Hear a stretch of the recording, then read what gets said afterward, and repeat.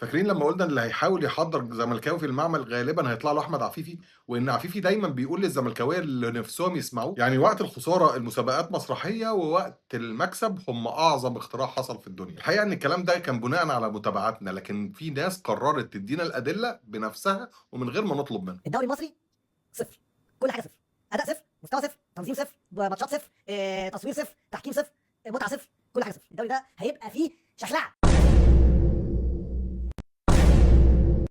هي دي المشكلة الحقيقية، إن عندنا جمهور كامل بقى متصالح مع التناقض. المشكلة مش التناقض نفسه، الجمهور بقى التناقض بيريحه نفسيا. الأمر ما بقاش منافسة أو نكش في الكورة، الأمر بقى أصبح كراهية واضحة وعلنية. عفيفي نفسه طلع في بودكاست بيقول إنه بيكره إن الأهلاوية يباركوه. بكره جدا ان حد من الناس دي يجي يبارك لنا، بكرهها ما بحبهاش. دي اسمها منافسة أو ده اسمه منافس؟ اللي قاله عفيفي خطير جدا، لأنه بيكشف إن الموضوع مش منافسة وإن في حد متفوق على حد أو حد حتى حاسس بظلم من حد.